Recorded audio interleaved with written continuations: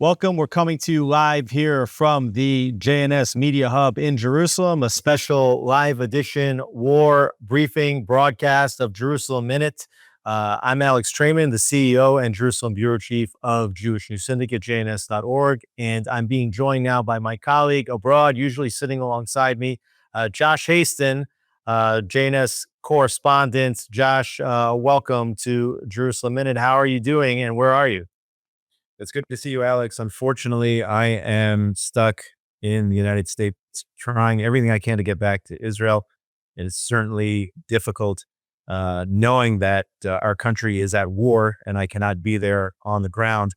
But hopefully, I will find a way. Hopefully, the Israeli authorities will also assist in getting the 100,000 plus Israelis back home as soon as possible and as safely as possible. Exactly. That's one of the subplots here during this war is that you have close to 100,000 Israelis abroad, all trying to get back in. And this is a tremendous irony when you consider that Israel is literally being pelted by hundreds of very dangerous and impactful ballistic missiles. Instead of Israelis trying to get out of the country, you have tens of thousands of Israelis actually trying to get into the country, which just is a demonstration of how resilient the Israeli people are, how important it is in the minds of Israelis and Jews and supporters of Israel around the world to be here during a time which I believe is going to go down as absolutely historic in the history of the state of Israel and in the trajectory of the Middle East.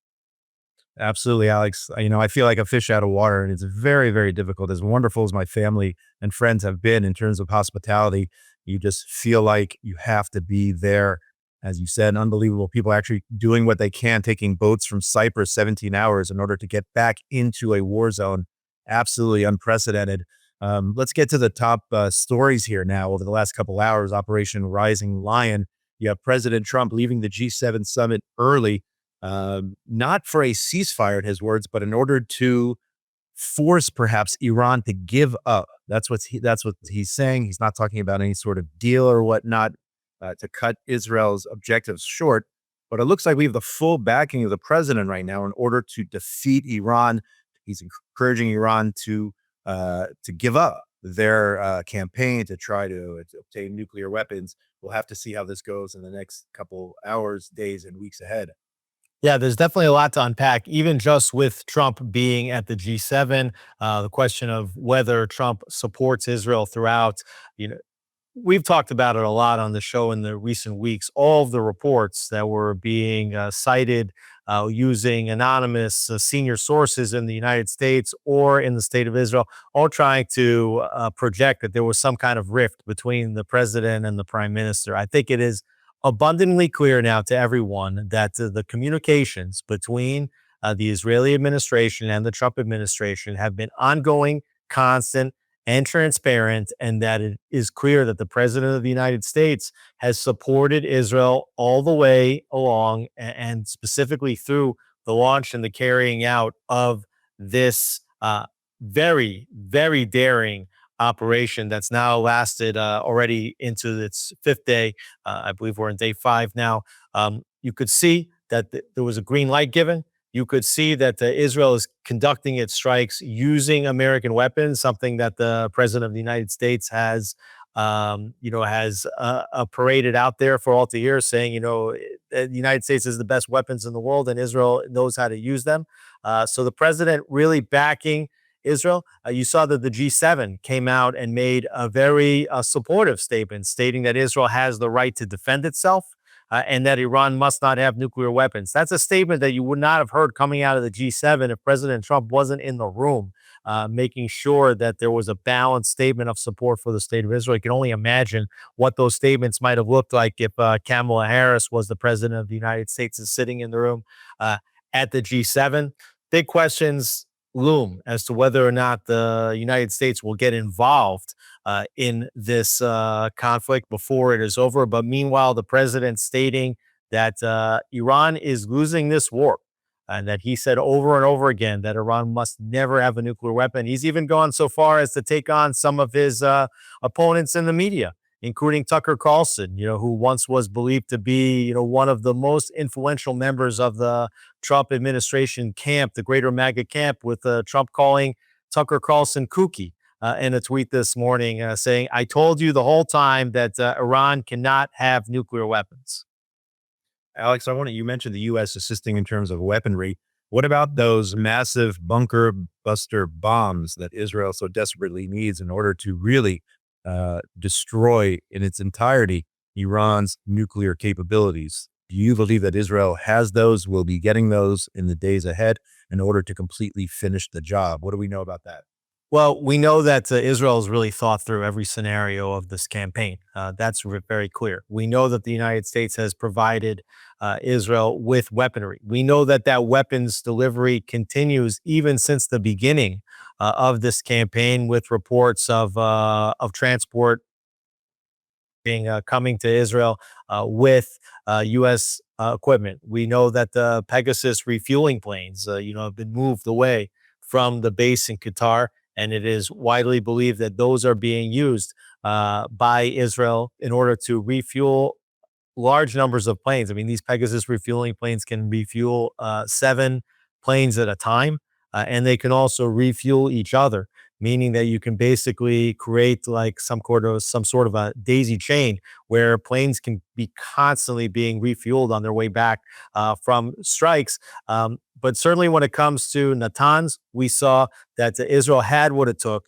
And with the IAEA reporting that the 15,000, whatever it is, components of the centrifuges there, have likely all been damaged. And the bigger question looming, the Fordo, a deep underground nuclear facility, I believe that we have to assume at this point that Israel either knows how to destroy this facility, or the United States has provided the provisions. It was always assumed that maybe Israel would need these B-2 or B-52 bombers in order to carry the ordinances that would be required. There might be other ways aside from the MOP bombs, which are deep bunker busting bombs, or these what they call the Moab, the mother of all bombs that would be required. Uh, Israel might not need those special B-2 or B-52 bombers, particularly if Israel has complete air superiority. It could be that these C-130 transport planes, rather, could be fitted in order to drop a bomb, as long as there wasn't the threat of being shot down by anti-aircraft missiles. So I think we got to assume here that the plans are in place, that whatever equipment is necessary is either in Israeli hands or potentially in the hands of the United States for that final moment when Israel will take out the largest and most sophisticated and hardest to hit nuclear facility of the Iranian nuclear weapons program.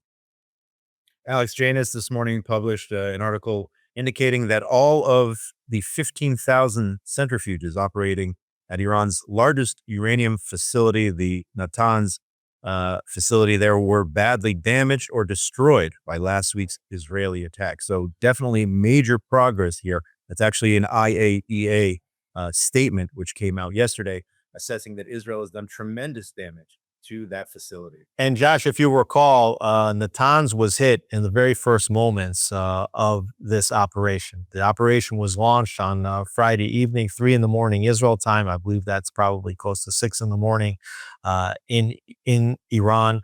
And it's been reported that the campaign was conducted such that the strikes on Iran's top military leadership, including the head of the IRGC, the chief of staff of the Iranian military, the nuclear scientists, and the Natanz facility, would all be bombed simultaneously to the second. Because if word had gotten out that one bombing had taken place, that would have put into motion a whole line of communications and would have made it much more difficult for Israel to hit all of those targets if there was any advance notice, and particularly with the Natanz facility. If Iran would have had even 10 minutes notice, they could have shut down the centrifuges from spinning. Had the centrifuges been shut down from spinning, it is likely, according to these reports, that there would have been some damage to the facility, but the centrifuges themselves would not have shattered. But that because the facility was hit without any prior notice while the centrifuges were spinning, that the strike enabled the 15,000 centrifuges. And I'm not a nuclear scientist, so I don't understand how these things work exactly, but that these would all shatter, rendering the Natanz facility completely inoperable. Alex, a huge question in the news over the last several days. Will Israel target the Iranian Supreme Leader Khamenei? Prime Minister Netanyahu was on TV here in the U.S. yesterday evening, ABC News, talking about this issue. He was asked whether reports on President Trump rejecting an Israeli plan to target the Supreme Leader were in fact true, or whether they would escalate the situation. Netanyahu responded, "It's not going to escalate the conflict, it's going to end the conflict." So we had these reports several days ago indicating that Trump made these comments. Of course, you can't believe all of the fake news and spin. We've already discussed how people are saying that there's daylight between the U.S. and Israel. We don't believe that to be true at all. So will Israel target the supreme leader?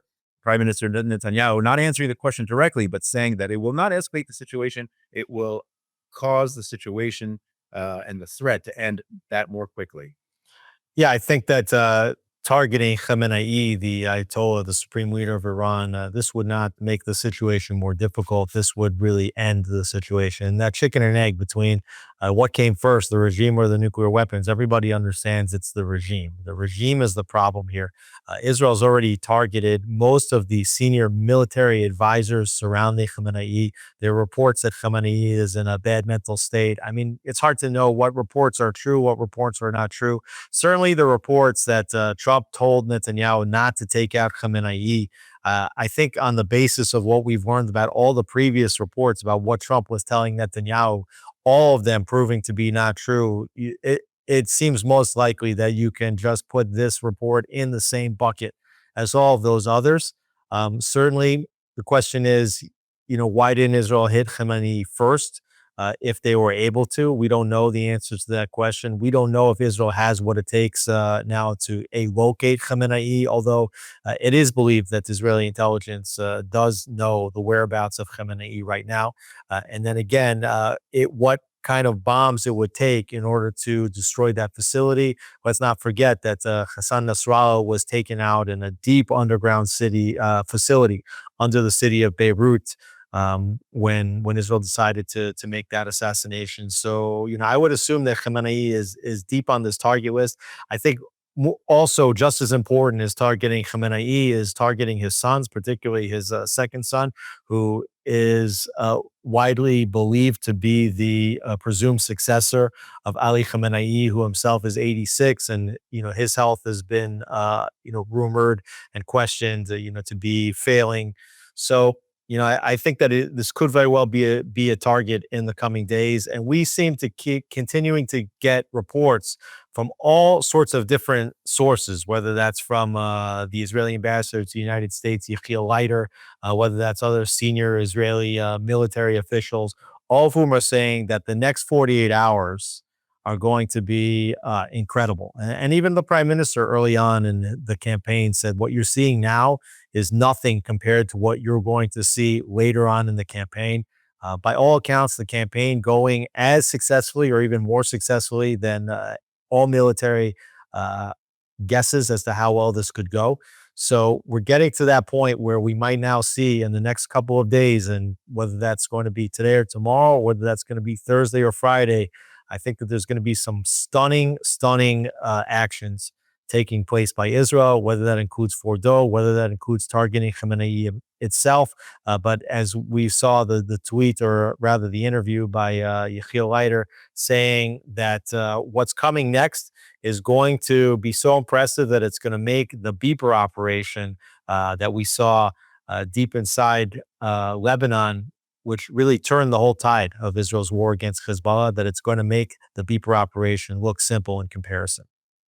Yeah, that's an unbelievable statement. And the ambassador, Yechiel Leiter, because that was a major, major operation. I think 10 years in the planning, the beeper walkie-talkie operation. So if you're talking about something even greater than that in terms of disabling Iran's ability to strike Israel, whether nuclear abilities or ballistic missiles, let's wait and see what happens. Well, Josh, we know just how deep was the Israeli penetration into Iran. We have already seen video footage of Iranians raiding a site that was an Israeli drone manufacturing site in Iran.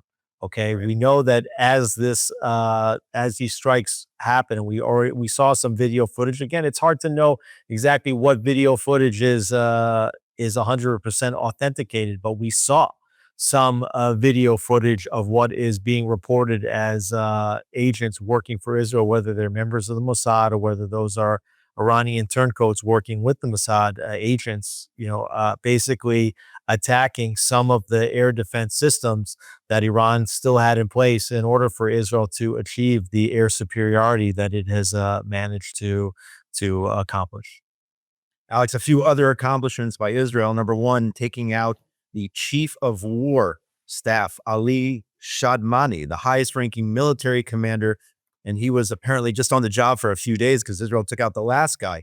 That's number one. And in addition, in a sweeping series of operations over the last couple of days, is Israeli forces eliminating 30 senior Iranian officials affiliated with the Islamic Revolutionary Guard Corps and the country's nuclear program. So other major achievements here over the last several days in terms of disabling the highest ranking officials within Iran's military. Yeah, I think it's really we I think we've covered some of the successes of what Israel's been able to accomplish. I mean, the targets are just ongoing. We saw it's not only now military targets, also Israel's hitting infrastructure, power infrastructure, oil refineries. They took out the television broadcast mid airing. Everybody's seen the video of the Amazing. of the of the anchor just like all of a sudden having to get up and run out as the building is collapsing around her, and pictures of that building really on fire, and reports that that was more than just a television station. It was really a control center for the Iranian military. So Israel just continuing to take out infrastructure all across Tehran. Israel has issued evacuation orders for Tehran, and we've even seen President Trump send out tweets calling for everybody to evacuate Tehran. So, we don't know what's coming next. And we hope that the Israeli Air Force will continue to be successful in all of its strikes. And then ultimately we might see the overthrow of this regime, whether that takes place by an Israeli bombing of Khamenei and wherever he's located, or whether that is the Iranian people rising up and coming to the streets, recognizing that the end of this regime is near.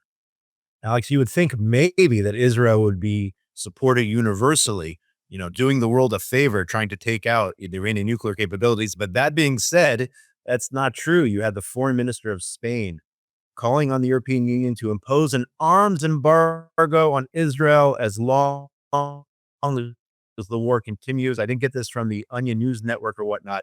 Spain, in the midst of this war, to do the world a favor, to protect Western civilization and all of humanity, Spain condemning Israel, calling to begin an arms embargo when we need those arms the most. I'm just unbelievable. But maybe it should be, it's par for the course, perhaps, when it comes to Spain and some of these other countries and characters out there.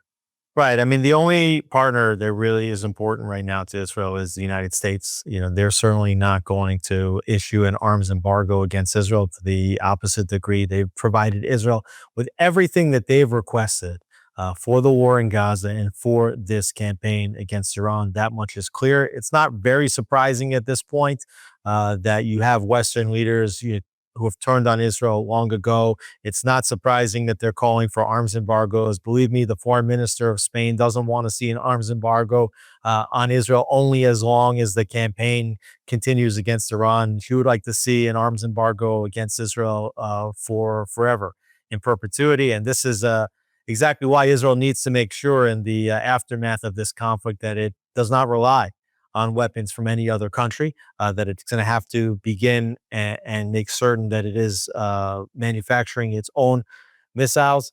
But the other component of it is that Israel doesn't care anymore. Israel doesn't care what Spain says. Israel doesn't care what Emmanuel Macron says. We saw the president mocking Emmanuel Macron in a tweet saying, that he just is an attention craver. And so Israel's just doing what it needs to do. The whole world told Israel, don't go into Gaza. They went into Gaza. The whole world wanted to try to prevent Israel from going into southern Lebanon and dealing with Hezbollah. Israel went into southern Lebanon and dealt with Hezbollah. Let's talk about what would have happened if Israel had not gone into southern Lebanon and defanged Hezbollah. You wouldn't have this attack right now on Iran, because the biggest deterrent that Iran had against an Israeli attack on its nuclear facilities was all hell breaking loose from southern Lebanon with Hezbollah missiles raining on Israel. So the fact that Israel took out all of Hezbollah's, or let's say 80 to 85% of Hezbollah's long range weapons capacity, and did such a heavy job over there that we haven't even seen one rocket, one missile.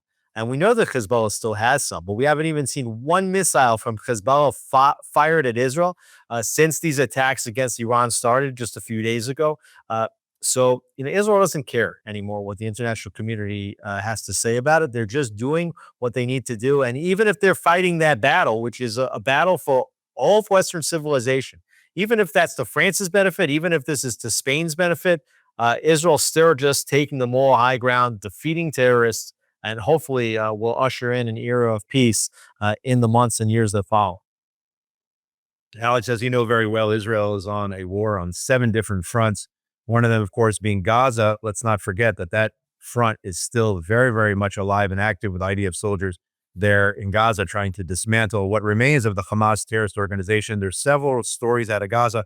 Number one, more than 30 people, according to reports, were killed on Monday by, they say, Israeli gunfire. Of course, this is the Hamas or Gaza Ministry of Health, which is essentially Hamas, at one of these aid distribution centers. From what we understand, 30 people dead. I highly doubt this was Israel. That's number one. Number two, you saw amazing images there of Israeli forces sealing the underground tunnel in Gaza with concrete that housed Mohammed Sinwar, who was the de facto head of the Hamas terrorist organization there. Just unbelievable pictures there.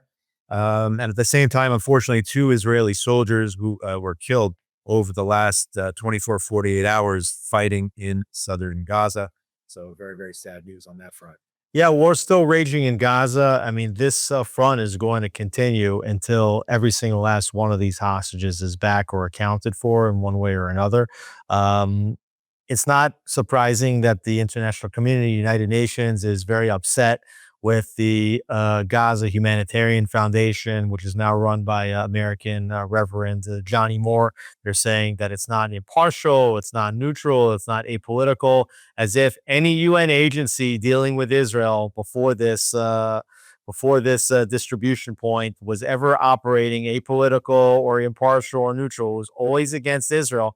And now the fact that they're not part of it, and the fact that Hamas can't get their hands on it, is exactly the reason why they're criticizing it, and why it's very possible that Hamas or others are opening fire on people trying to get to these points. Whether this is happening at all, we don't even really know.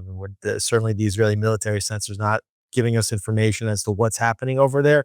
But you do have a solution, and they're saying Israel's imposing the solution, right? So Israel's imposing aid on the civilians in Gaza, right, in a way that's not impartial or neutral, right? So Israel's just doing it in a way that supports them, but is also giving food to Palestinians in Gaza, right? So not surprising that we're seeing these reports, but let's not forget the war is being waged in Gaza. There have been deaths of Israeli soldiers in Gaza, and unfortunately, as long as Hamas is still running around parts of the Strip, and as long as they're armed with submachine guns, you're going to continue to see, unfortunately, active combat and the chances of soldiers getting injured over there. But I think we should come back for a bit to this war uh, against Iran. We talked a lot about the Israeli strikes in Tehran against Iranian nuclear facilities, the air superiority. Um, you know, Iran has fired, I believe at this point, it's approximately 500 ballistic missiles at Israel. And there have been several direct strikes, including on civilian residential buildings in Bnei Brak, in Petah Tikva, in Tamra, which is near to Haifa. So we've seen, and people have watched these things get knocked out of the sky. I mean, I myself, have seen multiple rockets coming, these ballistic missiles coming. They look like stars in the distance, and all of a sudden they get closer and closer, and then you seeing them being intercepted above the atmosphere, and you see like a big poof and a plume of blue light maybe when these things are hit. Israelis running to the shelters on, I would say, approximately 3 to 4 or 5 times a day. Most of the rockets have targeted the Tel Aviv area, some targeting the Haifa area, others targeting the area of Dimona, the Israeli nuclear facility just south of Beersheba. Not too many missiles directly targeting Jerusalem and the surroundings, which has been good for anybody living in Jerusalem, I guess. Um, so certainly been a collective anxiety, apprehension amongst Israelis that have to run into shelters. We see that some of these missiles, if they're specifically the 500 kilometer bombs or 1 ton bombs, if they hit a shelter in a building, a safe room, you can almost forget it. I mean, the safe rooms are not meant to protect against a direct strike from a ballistic missile coming at Mach 6 with a 1 ton payload in it. Um, you know, but Israelis seeing what's going on in Iran, recognizing that this was the price. And I think Israel has been a bit surprised by you know, how unsuccessful, let's say, the Iranian ballistic missiles attacks on Israel have been until now. Alex, just, maybe you could describe to those watching right now just the human side of things. I mean, you left your house this morning, made your way to the JNS studio. I mean, is it always on your mind as you're just proceeding to work? Where can I run? Where can I pull over and stop my car? I mean, maybe you could just describe the mentality and, based on the reality right now, what Israelis are going through. Many people either in the shelters or near the shelters 24 hours a day, 7 days a week. Kids don't have school. Describe the situation of living under a war. I mean, Israel's been at war now for over a year and a half, but this obviously is a different level entirely. Yeah, this situation is completely different than anything that we've experienced before, both in terms of the frequency of the attacks, in terms of the range.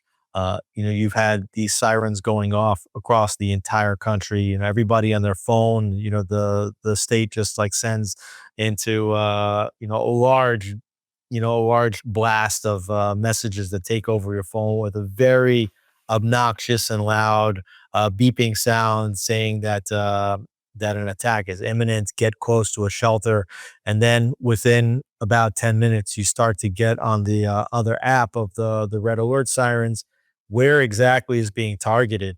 From the moment that Israel knows that the attack is coming, it doesn't mean that they know where these things are headed via their trajectory. It takes a few minutes for these things to be up. And it's amazing that Israel actually can identify where in the country these things are targeting. And, particularly, I would say when these attacks are happening in the middle of the night, and they are happening for the most part, I would say 50% or more of the attacks have been in the middle of the night. And you have to either decide whether everybody's sleeping in the safe room or the bomb shelter, or when you get that alert, you have to go into your kids' rooms, you have to wake them up from the middle of their slumber, tell them, okay, you have a minute, you need to go to the bathroom because you don't know how long you're going to be in the shelter. We've been in the shelter, we're in there for 15 minutes, and all of a sudden kid says, I got to go to the bathroom. We say, well, why didn't you go before you came in? So this is just the realness of what's happening. And then you get into the shelter, and then you're hearing booms, very loud booms. I mean, both one on the intercepts, and then even more so if there's a direct strike. I mean, some of these missiles, if they hit, they can take out a whole city block. We've seen multiple buildings in a singular hit get completely damaged, and some completely destroyed. So it's tough. You try to keep the kids as well adjusted as possible. I think, again, Israelis have are the most resilient people in the world, and have been prepped for this in a way, understanding that this was going to be a strong possibility from the beginning, that this war would start with Gaza, that it would potentially proceed to Hezbollah, and that it will probably end with Iran. And I don't think anybody had any imagination that Iran would not be able to fire ballistic missiles. Now, what we've seen since the beginning of the campaign. And if you'll remember, even going back, let's say a year and a half ago, when Iran had their first two separate missile strikes on Israel. The first one, they had sent 100 ballistic missiles together with 100 cruise missiles and drones. And there were some that broke through. Then a few months later, that second strike, they sent 200 ballistic missiles simultaneously. And many of them did get through. Of course, they were targeting the Air Force base, the Nevatim Air Force Base in the south. So even while there were many direct hits in and around the Air Force Base, didn't very much impact Israeli population centers. Now they've been firing towards population centers. They're firing right into downtown Tel Aviv and the surrounding areas. They're firing right into Haifa, which is a large population center. But what we've seen is, the first strike, I believe, in this war, they fired 40 simultaneously. And really, as the attacks have gone, what we're seeing is that the number of missiles being fired simultaneously is decreasing. And even while some of them are getting through, and that's also because now they're starting to use some of their more sophisticated and heavier weapons, the ones that they're saying can go faster, maybe much faster than Mach 6, maybe up to Mach 12, that have more fuel in them. And the ones that have a heavier warhead and some of them that could be hypersonic and have some degree of maneuverability after they re-enter the atmosphere, even though some of them are getting through. What we are seeing again is the decreasing frequency, a decreasing amount of missiles being fired in each barrage, and that is because Israel has already reported that they have eliminated what they believe to be 40% of the missile launchers that Iran has. And also, they've taken out some of the missile capabilities, stockpiles, and factories of Iran. And these were the two goals, of the operation from the beginning. Number one is to eliminate the existential threat of the nuclear program, and number two is to eliminate the existential threat of the ballistic missiles capability that Iran has. So we're seeing that Israel's successful to a certain extent in reducing the capabilities of Iran. That's not to say that they don't have more capabilities that they haven't used yet. It's not to say they don't necessarily have a chemical weapon, a dirty bomb, biological weapon. We don't know what Iran has up its sleeve uh, in between now and the end of the war, but certainly the barrages of ballistic missiles are being reduced. And I think that gives Israeli some degree of confidence that Israel is winning on multiple fronts here. Alex, let's bring it full circle from where we started with. You just described the reality of the situation, what it's like day to day, the capabilities potentially of the Iranians. Despite all that, you have 100 to 150,000 Israelis begging, doing everything they can, banging down the doors to find a solution to come home to Israel. It's just absolutely remarkable. But that is our reality today, where people are trying to get into a war zone, taking boats from Cyprus and everything under the sun, Egypt, Jordan, doing everything possible to come home to Israel and be with our families and be under rocket fire night and day, but to be home in Israel, nothing like it in the world. Well, these are historic times, and this is a historic action. It's an action that we never knew whether or not Prime Minister Netanyahu would pull the trigger on, whether Israel would ever launch this operation that has been long warned that was necessary. But Israel is doing it. By all accounts, the operation going as successfully or even more successfully than the Israeli officials anticipated it would go. We are being prepped for many more exciting developments over the next 24, 48, 72 hours. We don't really know what is the absolute end game of this campaign, whether it will conclude itself in a number of days or in a week or 2 weeks. We don't know what Iran is going to do. We don't know what's going to be the fate of Ayatollah Khamenei. We don't know whether the United States will join in or not. Definitely a good argument to be made that if Israel's come this far and Israel can do the job itself, that it's even better to a large extent. If America, sits it on the sidelines, watches and supports Israel diplomatically and, with weapon supply, but lets Israel do the dirty work itself, what we are seeing is the emergence of Israel as an absolute superpower in the Middle East. And if this Islamic Republic is taken out and Iran is returned to its people, to set up a new regime, one that is pro-Western, one that is pro-Israel, one that is secular in its mentality and outlook. You're then going to see normalization with Saudi Arabia and the circle of peace, just expand. And then obviously the remaining questions: what's going to happen in Gaza? What is going to be the fate of Palestinians living in Judea and Samaria? We know that President Macron of France, was going to be holding a meeting at the United Nations to recognize Palestinian statehood. Does Israel have a plan to deal with that? Would Israel consider declaring its full sovereignty in Judea and Samaria in the immediate wake of an Iranian victory at a time when it will potentially be at its greatest high in many decades? So there's a lot of open questions in the days and the weeks ahead. But again, the belief that we are part of an absolutely historic process, and that we are, God willing, on our way to a stunning and comprehensive Israeli victory in a war that has now been lasting over 600 days. Amen to that. And on that note, let's hope for good news in the days ahead. I want to thank the production team here at JNS, and make sure you log on to jns.org for all the latest breaking news from Israel, the Middle East, and the entire Jewish world. And certainly keep it here at JNS TV. Josh, I'll note that people should subscribe to this channel if they like what they see. That's very important. Sign up to the daily newsletter at jns.org.